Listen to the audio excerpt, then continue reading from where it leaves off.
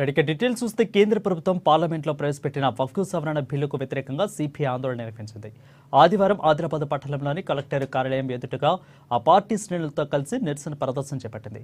మోదీ ప్రభుత్వం భారత రాజ్యాంగానికి వ్యతిరేకంగా ముస్లింలకు అన్యాయం చేసే విధంగా కొత్త చట్టాన్ని తీసుకొచ్చిందని, దీనిని అందరూ కూడా వ్యతిరేకిస్తున్నారని అన్నారు.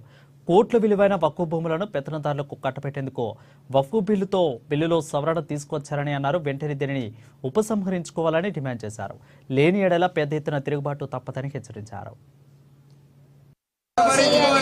చట్టాన్ని వెంటనే సిపిఐ వైఖరి, కేంద్ర ప్రభుత్వం వైఖరి, చట్టాన్ని వెంటనే చట్టాన్ని చేత వరకు చట్టాన్ని వెంటనే సిపిఐ చట్టాన్ని వెంటనే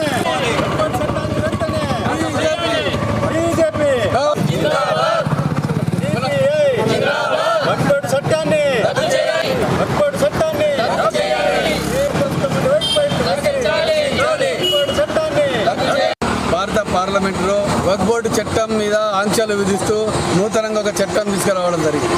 ఆ చట్టం ఏంటంటే మైనార్టీలకు వ్యతిరేకమైన చట్టం, భారత రాజ్యాంగానికి వ్యతిరేక చట్టం, బాబాసాహెబ్ అంబేద్కర్ గారు రచించిన రాజ్యాంగానికి వ్యతిరేకం.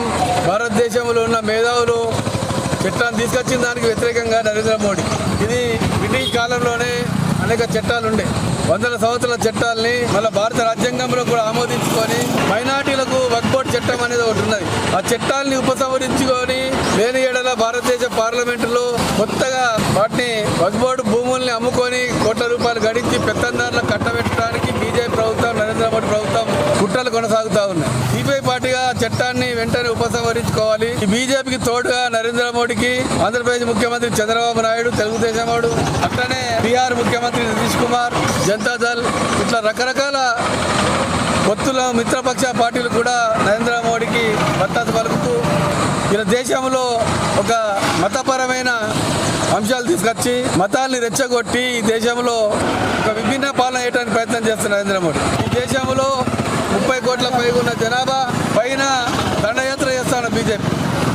30 కోట్లు లేరు మైనార్టీలు ఈ దేశంలో, కమ్యూనిస్టులు, ప్రజాస్వామ్యవాదులు, ఇంకెందరో ఉన్నారు.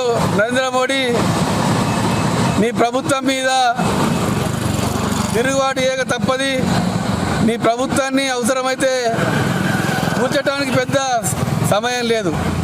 రేపు ఈ దొంగలు కొన్ని రాజకీయ చంద్రబాబు, నితీష్ కుమార్ అడ్డం పెట్టుకొని దేశంలో రాజకీయం వెళ్తూ ఉన్నావు, చట్టాలని ఇష్టం వచ్చినట్టు చేస్తూ ఉన్నావు. వెంటనే సిపిఐ ఆదిలాబాద్ జిల్లా సమితి డిమాండ్ చేస్తున్నాం ఏంటంటే వక్ఫ్ బోర్డు చట్టాన్ని వెంటనే ఉపసంహరించుకొని ఏ విధంగా గతంలో చట్టం ఉన్న ఆ విధంగా కొనసాగించాలని చెప్పి సిపిఐ జిల్లా సమితి డిమాండ్